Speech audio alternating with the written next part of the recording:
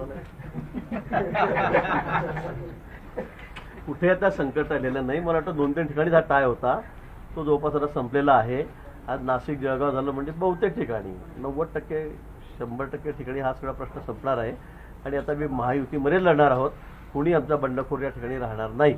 आणि मी पुन्हा आपल्याला सांगेल की 17च्या 17 जागा, एकही जागा विरोधी पक्षाला या ठिकाणी मिळणार नाही, मिळणारच नाही. त्यांना किती बोलबच्चनगिरी करू द्या, काही बोलू द्या, पण लोक त्यांच्या पाठीशी नाही. आता घोडे बाजार चाललाय, गधे बाजार चाललाय, वाटेल तशी वायफाय, प्रत्येक निवडणुकीवर ते हारताय. पश्चिम बंगालमध्ये इतका दारुण पराभव झाला तरी पण काहीतरी आहेच त्यांचं. पेट्यांमध्ये खराबी आहे, आम्ही राजीनामा देणार नाही दिदी म्हणतायत. तिकडून आपले राऊत साहेब वाटेल तसे मुक्ताफळं, राहुल गांधी वाटेल ते मुक्ताफळं उधळत आहेत. पण लोक तुम्हाला स्वीकारत नाही. लोकांनी स्पष्ट तुम्हाला नाकारलेलं आहे. आणि आता नाही, पूर्ण देशभर, इथेच नाही सगळ्या देशभर. मग हे झालं की तसं, ते झालं की तसं, बॅलेट पेपरवर, बॅलेट बटनवर घ्या, मग बोटवर करून घ्या. मला वाटतं आता त्यांची परिस्थिती अतिशय दयनीय आहे. देशामध्ये कुठेही कुठलंही राज्य आता येणाऱ्या पुढच्या निवडणुकामध्ये बघा, त्यांना कोणी स्वीकारणार नाही. काँग्रेसचा पूर्ण बँड वाजलेला आहे.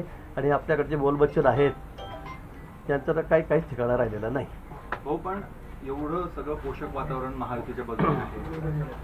असं असताना 2 उमेदवारांची बंडखोरी रोखण्यासाठी 3-3 मंत्र्यांना 3-3 4-4 दिवस लक्ष घालावं लागतं. हे तुम्हाला विरोधाभास नाही वाटत का? म्हणजे अजिबात विरोधाभास नाही. त्यांचंही तुम्हालाही माहिती इथली परिस्थिती काय. ते सक्षम उमेदवार आहेत. त्यांनाही वाटतं की मी निवडून येणारच आहे, आपल्यालाही वाटतं निवडून येणार आहे. आता पक्षाने निर्णय घेतलेला आहे. ही जागा महायुतीमध्ये शिवसेनेला सुटलेली आहे, बरोबर आहे. आधी त्यांचा त्या ठिकाणी उमेदवार होता शिवसेनेचा, त्यामुळे त्यांचं म्हणणं होतं की भाजपाला जागा घ्या. पण ते आता वाटाघाटीमध्ये सुटू शकलं नाही. आपल्यालाही कल्पना आहे, त्यांनाही कल्पना आहे.